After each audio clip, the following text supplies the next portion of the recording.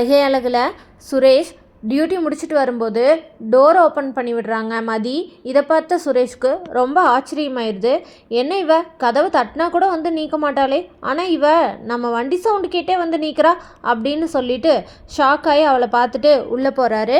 அந்த நேரத்தில் மதி, நைட்டு நீங்கள் டின்னர் சாப்பிட்றீங்களா அப்படின்னு கேட்குறாங்க. அதுக்கு சுரேஷ், இல்லை நான் சாப்பிட்டு வந்துட்டேன் அப்படின்னு சொல்லிட்டு, இது என்னடா இது புதுசாக இருக்குது, இவன் நம்மள்கிட்ட இவ்வளோ அக்கறையாக சாப்பிட்டியான்லாம் கேட்க மாட்டாளே அப்படின்னு சொல்லி நினச்சிட்டு ஒரு கன்ஃபியூஷன்லேயே உள்ளே போயிடுறாரு. போய் ட்ரெஸ் சேஞ்ச் பண்ணிட்டு வந்துட்டு, ஆமாம் நீ இன்டர்வியூக்கு போனியே அது என்னாச்சு அப்படின்னு கேட்குறாரு. இன்டர்வியூ நல்லா தான் பண்ணியிருக்கேன் அப்படின்னு சொல்கிறாரு. அப்புறம் இப்போ லேப்டாப்பில் என்ன பண்ணிகிட்ருக்க அப்படின்னு கேட்குறாரு சுரேஷ். அதுக்கு மதி இருந்துட்டு, ஜாப் அப்ளை பண்ணிகிட்ருக்கேன் அப்படின்னு சொல்கிறாங்க. இன்றைக்கி போன இதே நீ நல்லா தான் பண்ணியிருப்ப, அதனால் வேறு வேலை தேட வேண்டிய அவசியம் உனக்கு இருக்காது அப்படின்னு சொல்கிறாரு சுரேஷ். இதை கேட்ட மதி, இருந்தாலும் நம்ம ஒருத்தங்களை டிபெண்ட் பண்ணி இருக்கக்கூடாது இல்லையா, அவங்களே நம்பிட்டு இருந்து கடைசியில் இல்லைன்னா, அதனால் நான் வேறு பக்கமும் ஜாப் அப்ளை பண்ணி வச்சுருக்கேன் அப்படின்னு சொல்கிறாங்க. சரி அதை அப்புறம் பண்ணிக்கலாம்ல அப்படின்னு சொல்கிறாங்க. இல்லை நான் முடிச்சுட்டு வந்து அப்புறமா தூங்குறேன் அப்படின்னு சொல்லிடுறாங்க மதி. தங்கராஜரோட ஹெல்த்தில் பிபி கொலஸ்ட்ரால் எல்லாம் தாறுமாற ஏறி கிடக்குது அப்படின்னு சொல்லி டாக்டர் சொன்னதை நினச்சி பயந்து தங்கராஜ் என்ன பண்ணுறதுன்னு தெரியாமல் அது இதுன்னு வீட்டுக்கு வாங்கிட்டு வந்து வச்சுட்டு எதையுமே கடைபிடிக்காமல் போய் படுத்து தூங்கிடுறாரு.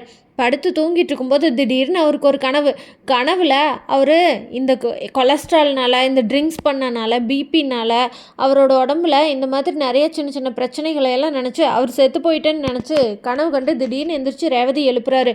ரேவதி ரேவதி எனக்கு ஹார்ட் அட்டாக் வர மாதிரி இருக்குது, டாக்டருக்கு ஃபோன் பண்ணேன் அப்படின்னு சொல்கிறாரு. என்னங்க சொல்கிறீங்க, அப்படியெல்லாம் ஒன்றும் ஆகாது, பயப்படாதீங்க ஃபஸ்ட்டு நீங்கள் அப்படின்னு சொல்கிறாங்க. ஏய் நான் சாகுறேன்னு சொல்கிறேன், எனக்கு நெஞ்சு வலி வந்த மாதிரி இருக்குன்னு சொல்கிறேன், நீ நம்ப மாட்டேங்கிற, ஃபஸ்ட்டு நீ டாக்டருக்கு ஃபோன் பண்ணு அப்படின்னு சொல்கிறாங்க. உடனே ரேவதியும் டாக்டருக்கு ஃபோன் பண்ணி டாக்டரை வர சொல்கிறாங்க. டாக்டர் உடனே வீட்டுக்கு வராரு.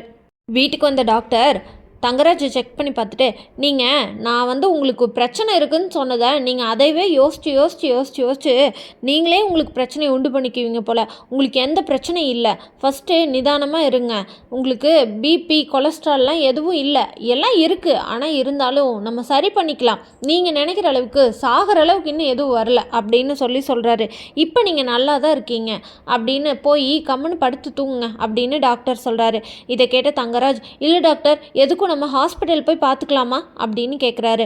அதுக்கு டாக்டர், ஹாஸ்பிட்டல் போய் யாரை பார்ப்பீங்க, டாக்டரை தானே பார்ப்பீங்க, நானே டாக்டர் தான், நானே இங்கே வந்து சொல்கிறேன், உங்களுக்கு என் வீடு பக்கத்தில் தான் இருக்குது, உங்களுக்கு மறுபடியும் ஏதாவது பிரச்சனைனாலுமே நான் வீட்டுக்கே வந்து பார்க்குறேன், எந்த பிரச்சனையும் கிடைக்காது, ஃபஸ்ட்டு நீங்கள் பயப்படாமல் போய் ரிலாக்ஸாக தூங்குங்க, நான் சொன்ன மாதிரி வாக்கிங், ஃபுட் ஹேபிட்ஸ் இதெல்லாம் மாற்றினாலே சரியாயிரும், நீங்கள் பயப்படுற அளவுக்கு ஒன்றும் ஆகாது, புரியுதா அப்படின்னு சொல்கிறாரு டாக்டர். மலர்கிட்ட லட்சுமி, மலர் நீ எப்போ நிச்சயதார்த்தத்துக்கு போகிற அப்படின்னு கேட்குறாரு. நிச்சயம் இல்லைங்கத்த, பொண்ணு பார்க்குற ஃபங்க்ஷன் அப்படின்றாங்க. அதுதான், அதுக்கு எப்போ போகிற அப்படின்னு கேட்குறாங்க. சாயங்காலம் தான் போகிறேன் அப்படின்னு சொல்கிறாங்க மலர்.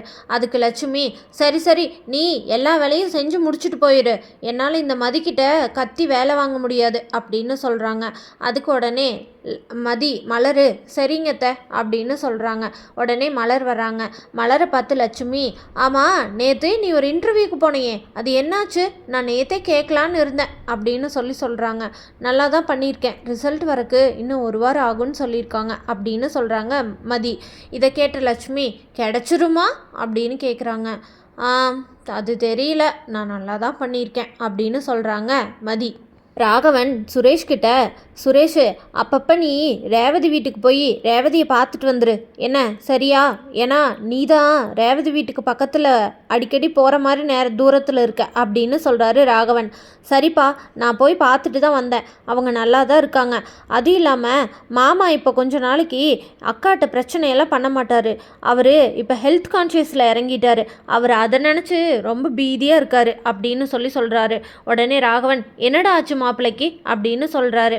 லட்சுமி உடனே, மாப்பிள்ளைக்கு என்ன பிரச்சனையா, அவர் என்ன பயத்தில் இருக்காரு அப்படின்னு கேட்குறாங்க லட்சுமி. உடனே சுரேஷ் அவர் அப்பாவுக்கு அன்றைக்கி ஹெல்த் செக்கப் பண்ணி கொலஸ்ட்ரால்லாம் ஏறி இருக்குன்னு சொன்னாங்கல்ல, அதை கேட்டுட்டு போய் அவரும் எல்லா டெஸ்ட்டும் பண்ணியிருப்பார் போல். எல்லா டெஸ்ட்டும் பண்ணதில் அவருக்கு பிபி கொலஸ்ட்ரால் எல்லாம் தாறுமாறாக ஏறி கிடக்குதான். அதனால் அவர் அந்த பயத்தில் அது இதுன்னு பண்ணிட்டு கிடக்குறாரு அப்படின்னு சொல்கிறாரு சுரேஷ். இதை கேட்ட ராகவன், அப்படியா, இந்த விஷயம் எதுவுமே எனக்கே தெரியல அப்படின்னு சொல்கிறாரு.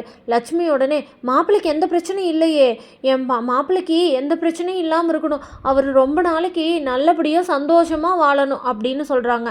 லட்சுமி அப்படின்னு சொல்லிட்டு, ஏங்க மாப்பிள்ளைய ஒரு எட்டு போய் பார்த்துட்டு வந்துடலாமா, இவ்வளோ தூரம் நடக்குதுன்னு தெரிஞ்சும் நம்ம போய் பார்க்காம இருந்தால் நல்லா இருக்காதுங்க அப்படின்னு சொல்கிறாங்க.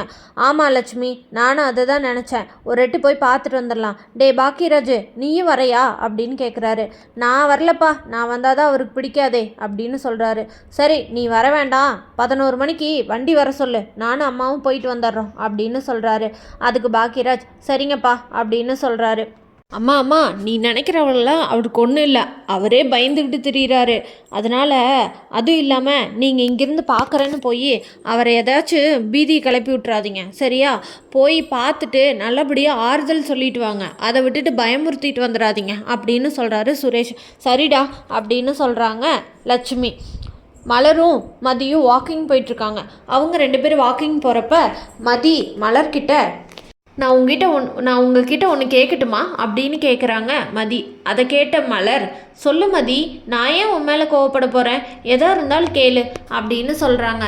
இல்லை, உங்கள் தம்பிக்கு பொண்ணு பார்க்க போகிற ஃபங்க்ஷன்னு சொன்னோடனே ஸ்ருதி முகமே மாறிடுச்சு. நான் ஸ்ருதிக்கிட்ட கேட்கும்போது, ஸ்ருதி எனக்கு உங்கள் தம்பி கார்த்திகை பிடிக்கும் அப்படின்னு சொன்னாங்க. ஸ்ருதிக்கு கார்த்திகை பிடிச்சிருக்கும் போல், நீங்கள் கார்த்திக் கிட்ட கேட்டு பார்க்கலாமே, ஒருவேளை கார்த்திக்கும் ஸ்ருதியை பிடிச்சிருந்தா அப்படின்னு சொல்கிறாரு. அவளுக்கு பிடிச்சிருந்தா அதுக்கு நம்ம என்ன மதி பண்ண முடியும் அப்படின்னு கேட்குறாங்க மலர். என்னங்க இப்படி சொல்கிறீங்க, ஒருவேளை கார்த்திக்கும் ஸ்ருதியை பிடிச்சிருந்தா நல்லது தானே, மேற்கொண்டு என்ன பண்ணலான்னு யோசிக்கலாம் அப்படின்னு சொல்கிறாங்க. மதி, நீ நம்ம குடும்பத்தில் இருக்கவங்கள பற்றியும் அவங்களோட கேரக்டர்ஸ் பற்றியும் அப்பப்போ நீ மறந்துடுறேன்னு நினைக்கிறேன்.